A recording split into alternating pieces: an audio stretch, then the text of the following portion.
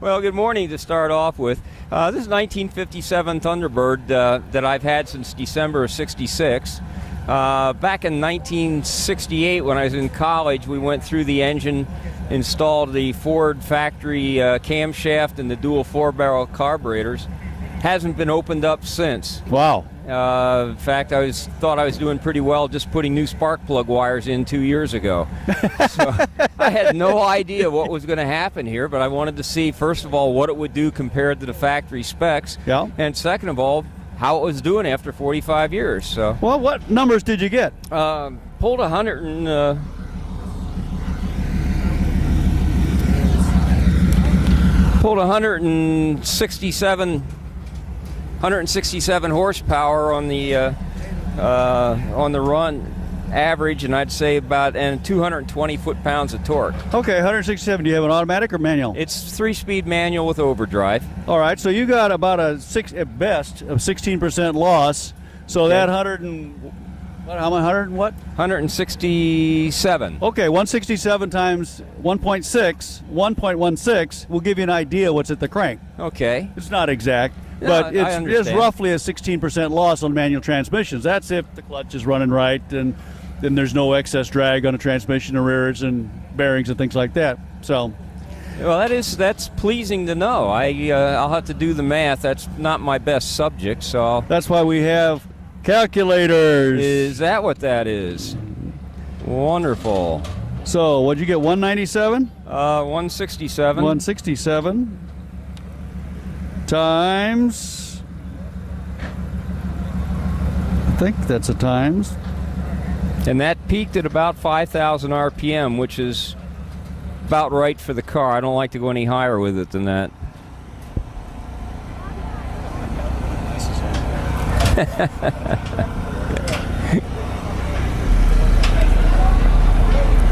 Times one. Okay, 167 times 1.16.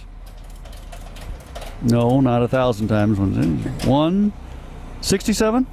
197. Yeah, 167. Times. Clear. You have fat thumbs like I do. Yeah. That's why I don't text.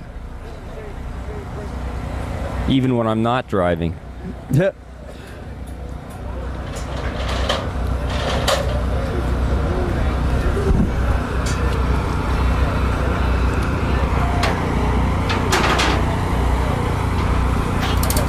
I'm almost sorry I asked now.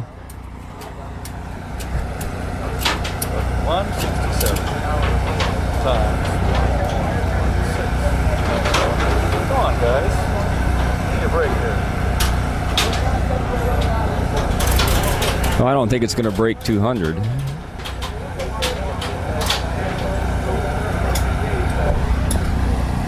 $193.72. Well, I'll go along with that. That's approximate. Yeah, now, I understand the approximate. That's pretty cool. We don't know exactly. The only way we're going to know exactly is if right this minute we pull the engine, put it on an engine dyno. You want to do that? No. Darn. Yeah.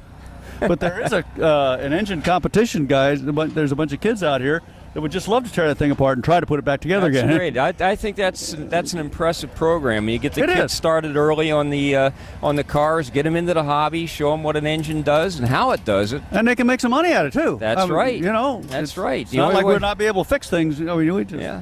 Now tell me one little thing here. Yeah. What happened to the porthole on the top?